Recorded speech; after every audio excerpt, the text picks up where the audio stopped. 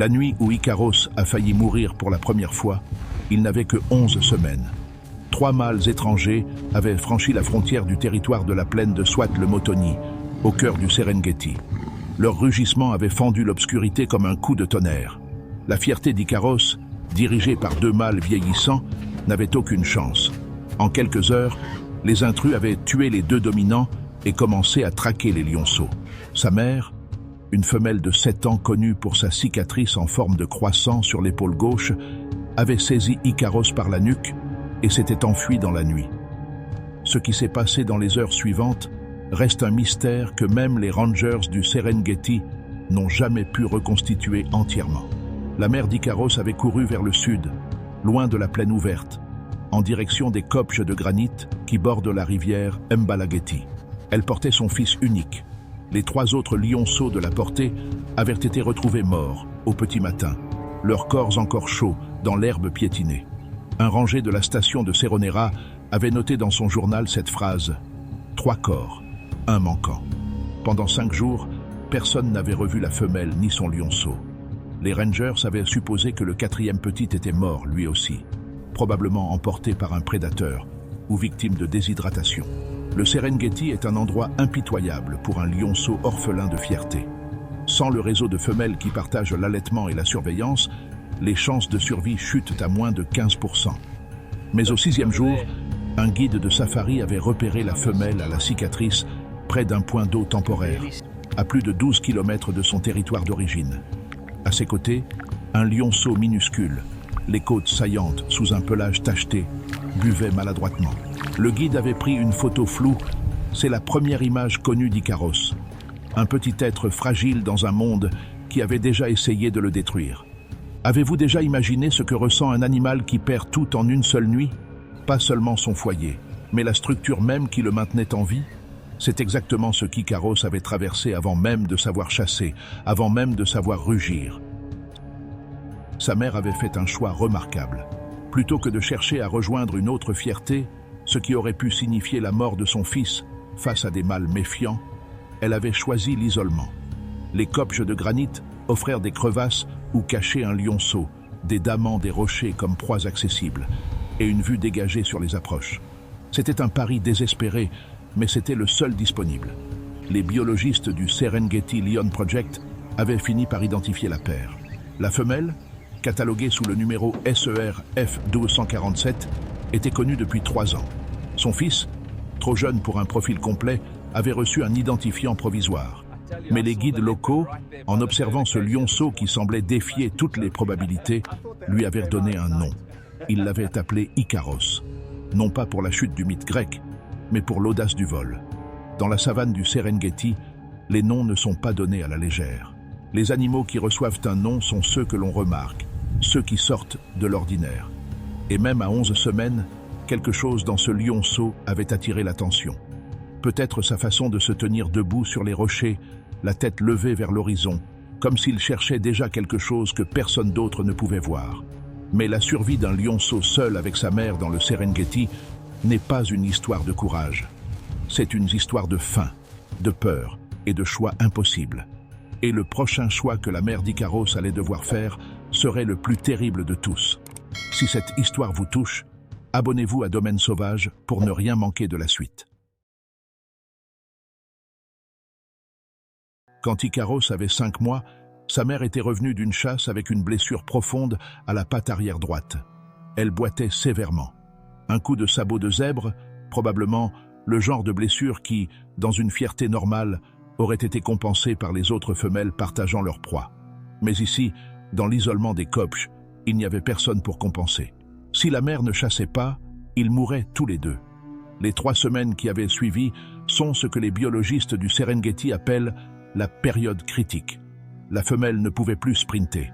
Elle avait dû se rabattre sur des proies plus lentes, des phacochères imprudents, des lièvres du Cap et même des varans qu'elle attrapait près des flaques d'eau. Pour un lion adulte, ce régime est une humiliation. Pour une mère allaitante, c'est une condamnation lente. Ikaros avait commencé à perdre du poids de manière visible. Un chercheur du Lion Project qui avait réussi à les observer depuis un véhicule avait noté « Le lionceau est émacié, vertèbres et hanches visibles, comportement léthargique. pronostic défavorable. Dans le langage clinique de la science, c'était une façon polie de dire qu'il allait probablement mourir. Mais c'est pendant cette période de famine que quelque chose d'inattendu s'était produit. Ikaros, malgré son jeune âge, avait commencé à participer aux tentatives de chasse de sa mère. Normalement, les lionceaux ne commencent à apprendre la chasse qu'entre 7 et 12 mois et ne participent activement qu'après 1 an. Ikaros avait 5 mois. Il ne savait pas chasser. Mais il avait compris, d'une manière que les scientifiques peinent encore à expliquer, que s'ils ne faisaient rien, ils allaient mourir. Comment un animal si jeune peut-il comprendre la gravité d'une situation? Les lions sont-ils capables de percevoir la vulnérabilité de leur propre mère? C'est une question que les éthologues débattent encore aujourd'hui. Ce qu'Ikaros faisait n'était pas de la chasse au sens strict. Il se positionnait de l'autre côté d'un buisson pendant que sa mère approchait une proie, créant involontairement, ou peut-être instinctivement, un effet de rabattage rudimentaire. Le phacochère, surpris par un mouvement de chaque côté, hésitait une fraction de seconde. Et cette fraction de seconde suffisait parfois à la mère blessée pour refermer la distance. Sur les 6 semaines suivantes, cette technique improvisée avait fonctionné 4 fois. 4 proies, 4 repas. Ce n'était pas beaucoup, mais c'était juste assez pour maintenir la mère en vie, le temps que sa patte guérisse. Les rangers qui avaient observé ces scènes en étaient restés stupéfaits. L'un d'eux avait écrit dans son rapport « Ce lionceau ne chasse pas, il pense ». La patte de la mère avait fini par guérir, laissant une boiterie permanente mais supportable. Et Ikaros, à 6 mois, avait déjà appris une leçon que la plupart des lions n'apprennent jamais. Dans le Serengeti, l'intelligence peut compenser la force. Mais cette leçon allait bientôt être mise à l'épreuve d'une manière qu'aucun d'entre eux n'avait pu anticiper. Car dans les plaines au nord des Kopje, un groupe de hyènes tachetées avait repéré la mère et son fils. Et les hyènes du Serengeti ne chassent pas seules, elles chassent en clan. Laissez un commentaire. Pensez-vous qu'Ikaros avait une chance de survivre à ce moment-là? Elles étaient devenues au crépuscule. 14 hyènes tachetées du clan de Membalageti, l'un des plus grands clans du sud du Serengeti, connu des chercheurs pour son agressivité exceptionnelle. 14 contre 2. Et l'un des deux n'était qu'un lionceau de 7 mois. Les hyènes tachetées sont les ennemis jurés des lions. Contrairement à ce que beaucoup croient, ce ne sont pas de simples charognards. Ce sont des prédateurs redoutablement organisés, capables de tuer des proies aussi grandes qu'un zèbre adulte. En clan, elles n'hésitent pas à attaquer des lions isolés. Et elles avaient senti la vulnérabilité de cette mère boiteuse et de son fils trop maigre. L'attaque avait commencé par un encerclement classique. Les hyènes ne chargent jamais de front. Elles harcèlent, mordent les flancs, fatiguent leur proie par des attaques répétées de tous les côtés. La mère d'Ikaros s'était retournée pour faire face, rugissant avec une puissance qui aurait fait fuir n'importe quel prédateur solitaire. Mais 14 hyènes ne sont pas un prédateur solitaire. Chaque fois qu'elles chargeaient dans une direction, 3 autres attaquèrent par derrière. C'est à ce moment que les guides qui observèrent la scène depuis leur véhicule avaient allumé leurs phares. Non pas pour intervenir, car les règles du parc l'interdisent formellement, mais parce que la nuit tombante rendait l'observation impossible. Dans le faisceau des phares, ils avaient vu quelque chose qui les avait laissés sans voix. Ikaros ne s'était pas caché. Il ne s'était pas enfui. Ce lionceau de 7 mois, pesant à peine 25 kg, s'était placé dos à dos avec sa mère. Il grondait, un grondement ridicule comparé au rugissement d'un adulte, mais un grondement quand même. Et il frappait de ses pattes avant chaque hyène qui s'approchait trop près. Il ne pouvait pas blesser une hyène adulte, mais il couvrait un angle que sa mère ne pouvait pas surveiller. Pensez-vous qu'un lionceau de 7 mois peut comprendre ce qu'est le sacrifice? Ou est-ce que ce que nous voyons comme du courage n'est que de l'instinct pur, un câblage génétique qui pousse un jeune lion à se battre plutôt qu'à fuir? L'affrontement avait duré 47 minutes. Les guides avaient chronométré. 47 minutes de chaos, de cris, de poussière. La mère avait été mordue à plusieurs reprises. Des plaies superficielles, mais douloureuses aux flancs et aux pattes. Ikaros avait reçu une morsure à l'oreille gauche qui lui laisserait une encoche permanente. Une marque qui deviendrait plus tard l'un de ses signes distinctifs les plus reconnaissables. Puis, aussi soudainement qu'elles étaient revenues, les hyènes s'étaient retirées. Pas parce qu'elles avaient perdu, elles auraient pu continuer. Mais le calcul coût-bénéfice avait basculé. Trop de risques de blessure pour une proie qui refusait de tomber. Les hyènes sont brutales, mais elles sont aussi pragmatiques. Et cette nuit-là, la mère et le fils avaient été plus tenaces que le clan. Quand l'aube s'était levée sur les Kopch, Ikaros était couché contre le flanc de sa mère, léchant ses propres blessures.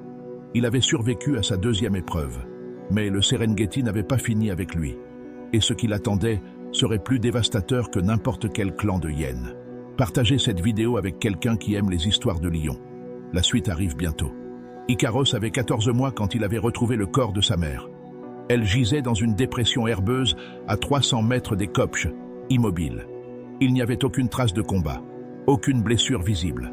Les biologistes qui examineraient le site plus tard concluraient à un empoisonnement. Probablement un appât destiné aux hyènes, posé par un éleveur Maasaï dont le bétail avait été attaqué. La mère d'Ikaros n'était pas la cible. Elle avait simplement mangé la mauvaise carcasse, au mauvais moment. Les Rangers avaient retrouvé Ikaros couché à côté d'elle. Il ne mangeait pas, il ne bougeait pas. Il émettait un son que les guides décrivent comme un gémissement bas, répétitif. Un son qu'on entend parfois chez les lionceaux séparés de leur mère, mais rarement aussi longtemps. Il était resté là pendant 2 jours entiers. À 14 mois, un lion n'est pas encore indépendant. Il sait chasser les petites proies, mais n'a pas la force ni la technique pour abattre un animal de taille moyenne seul. Il n'a pas de territoire, il n'a pas d'alliés. Et dans le Serengeti, un jeune mâle solitaire est la chose la plus vulnérable qui existe, cible potentielle des autres mâles, des hyènes, même des léopards qui n'hésitent pas à tuer un concurrent affaibli. Les statistiques sont implacables. Un jeune mâle qui perd sa mère avant 18 mois dans le Serengeti a moins de 8% de chances d'atteindre l'âge adulte. 8%. Sur 100 lionceaux dans la même situation qu'Ikaros, 92 ne verraient jamais leur 3e année. Le 3e jour après la mort de sa mère, Ikaros s'était levé. Il avait regardé le corps une dernière fois. Les guides qui rapportent cette scène admettent qu'ils ne peuvent pas s'empêcher de projeter des émotions humaines sur ce moment. Mais ils jurent tous que ce regard avait quelque chose de définitif. Puis, il avait marché vers le nord. Seul. Qu'auriez-vous fait à la place des Rangers? Intervenir? Nourrir ce jeune lion? Le sauver? Ou respecter la loi implacable de la nature qui dit que seuls les plus forts survivent? Ce dilemme hante chaque conservateur qui travaille dans le Serengeti. Pendant les 6 mois suivants, Ikaros avait vécu comme un fantôme. Les observations étaient rares et espacées. Un guide le repérait près de la rivière Grumeti, mangeant les restes d'un gnou tué par des crocodiles. Un chercheur le photographiait dans les plaines de Seronera, suivant à distance un troupeau de buffles comme s'il étudiait leurs mouvements. Un pilote de ballon le repérait à l'aube, dormant seul sur un kopje, sa silhouette minuscule découpée contre le ciel orange. Ce qui avait frappé tous ceux qui l'avaient observé pendant cette période, c'était sa patience. Là où un jeune mâle affamé aurait tenté des chasses désespérées et dangereuses, Ikaros attendait. Il regardait, il apprenait. Il volait les restes des autres prédateurs avec un timing qui relevait presque du calcul stratégique. Il ne prenait que des risques mesurés. Et lentement, imperceptiblement, il grandissait. Quand il avait atteint 2 ans, Ikaros pesait déjà 160 kg, un poids remarquable pour un mâle si jeune, surtout un qui avait grandi sans la protection d'une fierté. Sa crinière commençait à pousser, sombre et épaisse. Ses épaules s'étaient élargies, et dans ses yeux ambrés, quelque chose avait changé. Le lionceau effrayé des Kopch avait disparu. Ce qui restait était un prédateur. Cliquez sur la cloche pour être notifié dès que la prochaine partie sera disponible. Entre 2 et 4 ans, Ikaros avait traversé le Serengeti d'est en ouest, puis du nord au sud. Les biologistes qui suivaient ces déplacements grâce à des observations sporadiques avaient cartographié un territoire de nomades couvrant plus de 1200 km². Une distance extraordinaire, même pour un mâle en dispersion. La vie d'un lion nomade est une existence de marginal. Pas de territoire fixe, pas de fierté, pas de femelle. Le nomade vit entre les royaumes des autres, évitant les mâles dominants qui le tueraient sans hésitation, chassant seul des proies qu'il ne peut pas toujours protéger des charognards. Beaucoup de jeunes mâles ne survivent pas à cette période. Ceux qui survivent en ressortent transformés, plus durs, plus rusés, plus dangereux. Ikaros avait développé pendant cette période une technique de chasse qui avait surpris les observateurs. Plutôt que de traquer les gnous et les zèbres dans les plaines ouvertes, une stratégie risquée pour un chasseur solitaire, Il s'était spécialisé dans la chasse aux buffles isolés. Les vieux mâles solitaires, les jeunes éjectés du troupeau, les femelles blessées qui traînaient en arrière. Des proies dangereuses, mais prévisibles dans leurs mouvements. Un guide de Serengeti Under Canvas avait décrit la méthode d'Icaros comme du jeu d'échecs. Il suivait un buffle pendant des heures, parfois une journée entière, restant juste à la limite de la vision de l'animal.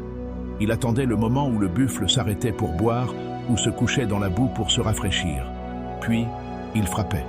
Pas de course, pas de poursuite dramatique, juste une embuscade précise, calculée, dévastatrice. Avez-vous déjà entendu parler d'un lion qui chassait les buffles seul à cet âge? C'est presque inédit dans la littérature scientifique. Les buffles du Cap sont considérés comme l'une des proies les plus dangereuses d'Afrique. Leurs cornes peuvent tuer un lion adulte d'un seul coup. Pourtant, Icaros avait trouvé un moyen de les vaincre seul. C'est aussi pendant cette période que sa réputation avait commencé à se construire parmi les guides et les rangers. Ils parlèrent de ce mâle solitaire, avec l'encoche à l'oreille, qui apparaissait et disparaissait comme une ombre. Certains l'appelaient le fantôme de Mbalageti.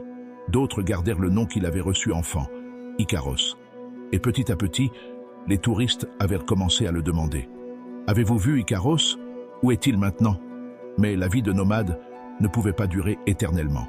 À 3 ans et demi, Icaros pesait plus de 200 kg. Sa crinière, désormais presque noire sur le dessus et les côtés, lui donnait une silhouette massive qui était visible à des centaines de mètres.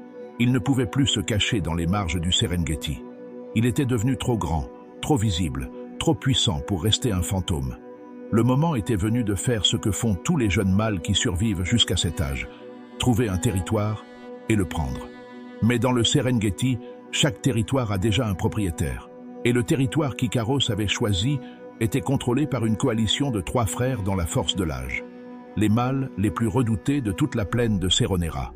Ce qu'Icaros s'apprêtait à faire était considéré comme impossible par les biologistes. Un mâle seul ne défie pas une coalition de 3. C'est une loi non écrite du monde des lions, aussi immuable que la gravité. Mais Icaros n'avait jamais joué selon les règles. Dites-nous dans les commentaires, quel moment de cette histoire vous a le plus marqué? La première confrontation avait eu lieu un matin de juin, juste après l'aube. Icaros avait marché droit vers le centre du territoire des 3 frères de Seronera. Pas en se cachant, pas en testant les limites comme le font habituellement les prétendants, mais en plein milieu de la plaine, rugissant. Un seul mâle, rugissant face à 3. Les guides qui assistaient à la scène depuis leur véhicule avaient coupé leur moteur. Personne ne parlait. Le rugissement d'Icaros était devenu légendaire parmi les guides du Serengeti. Plus grave, plus long, plus résonnant que celui de la plupart des mâles de sa taille. Un acousticien qui avait analysé un enregistrement avait estimé qu'il portait à plus de 8 km dans les conditions de la plaine. Une portée exceptionnelle, même pour un mâle de plus de 200 kg. Les 3 frères avaient répondu. Ils étaient arrivés ensemble, comme ils faisaient toujours, une formation en triangle, le plus grand devant, les 2 autres légèrement en retrait sur les flancs. C'était une formation éprouvée qui avait mis en déroute tous les prétendants précédents. 3 mâles adultes, chacun pesant entre 180 et 210 kg. Face à eux, un seul lion. Ce qui s'était passé ensuite avait défié toutes les attentes. Icaros n'avait pas chargé. Il n'avait pas fui. Il avait fait quelque chose que les biologistes n'avaient jamais documenté chez un mâle solitaire face à une coalition. Il avait simulé une retraite, puis s'était retourné et avait attaqué le frère qui s'était avancé le plus loin des 2 autres. Isolé de ses partenaires pendant quelques secondes critiques, ce mâle avait subi un assaut d'une violence terrifiante. En combien de temps croyez-vous qu'un combat entre lions peut se décider? Pas en minutes, en secondes.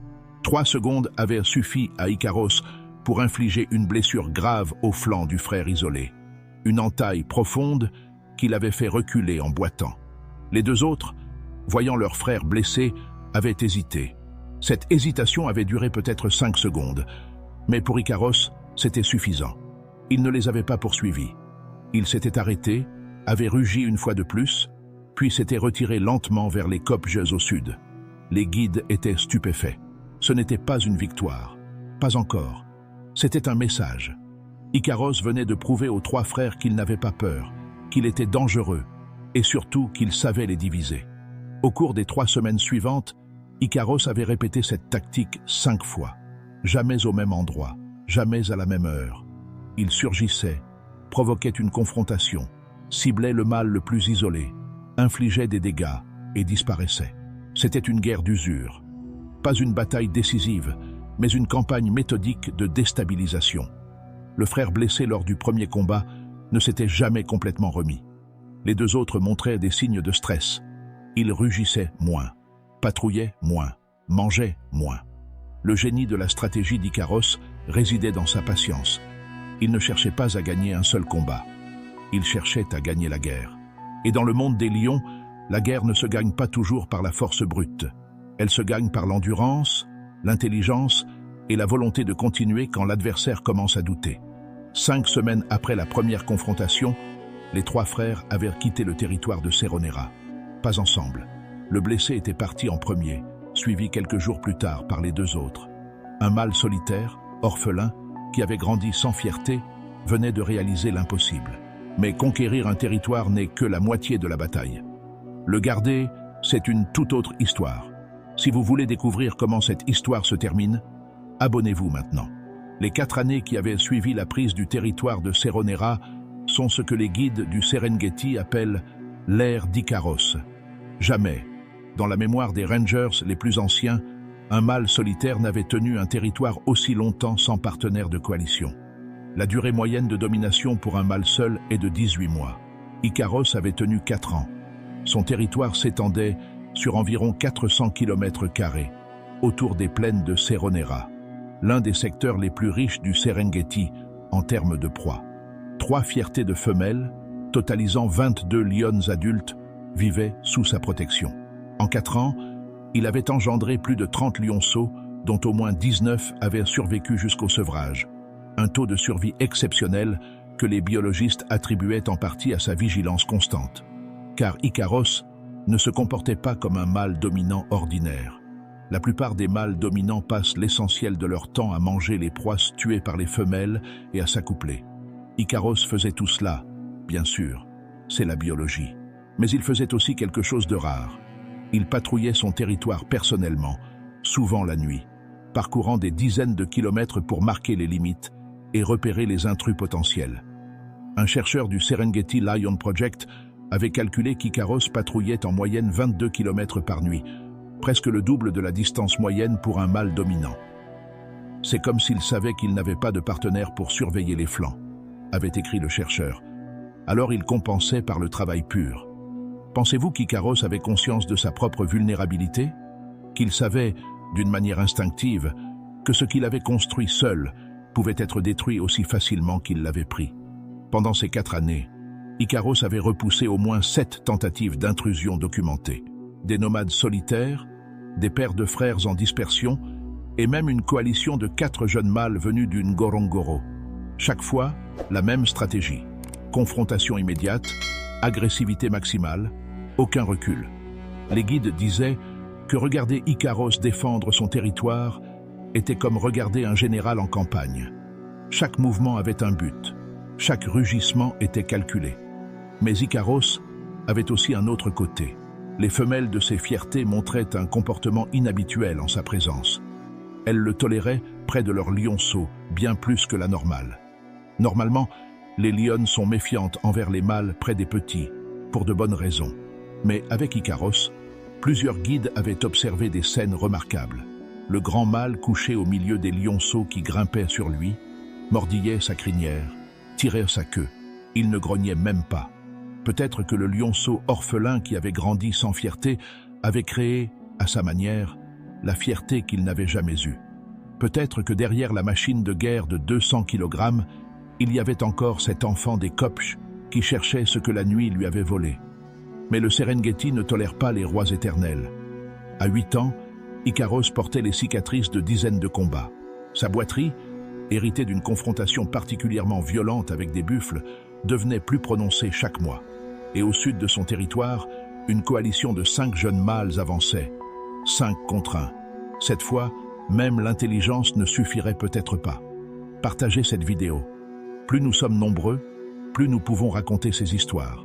Ils étaient devenus par le sud, comme les hyènes étaient devenus quand Icaros n'était qu'un lionceau. 5 mâles de 4 ans, nés dans le cratère du Ngorongoro. puissants et affamés de territoire. Ils avaient été repérés à la frontière depuis des semaines, rugissant chaque nuit, avançant un peu plus chaque jour. Ikaros les avait entendus. Et pour la première fois en 4 ans de règne, les guides avaient remarqué quelque chose de nouveau dans son comportement. Il ne chargeait plus les frontières. Il restait au centre de son territoire, près de ses femelles et de leurs lionceaux. Les biologistes débattent encore de ce que signifiait ce changement. Certains y voient un signe de déclin physique, un mâle vieillissant qui n'a plus l'énergie de patrouiller. D'autres y voient un dernier acte de stratégie. Ikaros, concentrant ses forces pour défendre ce qui comptait vraiment, sachant que les frontières étaient déjà perdues. La confrontation finale avait eu lieu un jeudi matin d'octobre, sous un ciel lourd de nuages de pré-saison des pluies. Les 5 mâles étaient entrés dans le territoire en formation serrée. Ikaros les attendait sur un kopje surplombant la plaine, le même type de formation rocheuse qu'il avait protégé enfant. Les guides qui étaient présents racontent cette scène avec une émotion rare pour des professionnels habitués à la brutalité de la nature. Ikaros avait rugi, un seul rugissement, mais d'une puissance telle que les touristes dans les véhicules avaient senti la vibration dans leur poitrine. Puis il avait descendu du kopje et s'était avancé vers les 5 mâles. Lentement, sans hésitation, un guide avait murmuré à ses clients « Regardez bien, vous ne reverrez jamais quelque chose comme ça. Qu'est-ce qui pousse un lion à se battre quand il sait qu'il ne peut pas gagner? Est-ce l'instinct, l'orgueil ou quelque chose de plus profond? Un refus de céder ce qu'il a construit, même au prix de tout. » Le combat avait duré moins de 10 minutes. Ikaros avait blessé 2 des 5 attaquants. Sérieusement, avant d'être submergé par le nombre. Il s'était battu avec une férocité que même les guides les plus expérimentés n'avaient jamais vue. Mais 5 contre 1, à 8 ans, avec une patte qui boitait et un corps couvert de vieilles cicatrices, l'issue était inévitable. Les 5 mâles l'avaient repoussé hors du kopje, hors de la plaine, hors du territoire qu'il avait conquis et défendu pendant 4 ans. Mais ils ne l'avaient pas tué. C'est le détail qui hante encore les guides. Ikaros s'était retiré en marchant. Pas en courant, pas en rampant, en marchant. Blessé, saignant, mais debout. Et les 5 mâles l'avaient laissé partir. Personne ne sait pourquoi. Peut-être que même les jeunes lions reconnaissent quelque chose dans un vieux roi qui refuse de s'effondrer. Ikaros avait été aperçu pour la dernière fois 3 semaines plus tard, couché au sommet d'un kopje de granit près de la rivière Mbalageti, les mêmes kopjes où sa mère l'avait caché quand il n'avait que 11 semaines. Il regardait l'horizon, immobile, sa crinière noire soulevée par le vent. Un photographe de passage avait pris la dernière image connue d'Ikaros. Sur cette photo, on voit un lion massif, couvert de cicatrices, l'encoche caractéristique à l'oreille gauche, les yeux ambrés fixés sur quelque chose au loin. Il n'a jamais été revu après cette date. Aujourd'hui, les biologistes du Serengeti Lion Project estiment qu'au moins 19 des lionceaux engendrés par Ikaros ont atteint l'âge adulte. Ses fils patrouillent dans les plaines de Seronera. Ses filles chassent dans les mêmes prairies où leur père avait appris à survivre seul. Son sang coule dans les veines de dizaines de lions qui ne sauront jamais son histoire, mais qui portent en eux l'héritage d'un orphelin qui a refusé de mourir. Le Serengeti oublie vite. Les saisons changent, les territoires changent de main, les rois tombent et d'autres se lèvent. Mais les guides, eux, n'oublient pas. Et quand la nuit tombe sur les kopjes de Mbalageti, certains jurent encore entendre, portés par le vent, l'écho d'un rugissement solitaire, grave, long et résolument vivant. Merci d'avoir regardé jusqu'au bout. Abonnez-vous et activez la cloche. Le final arrive.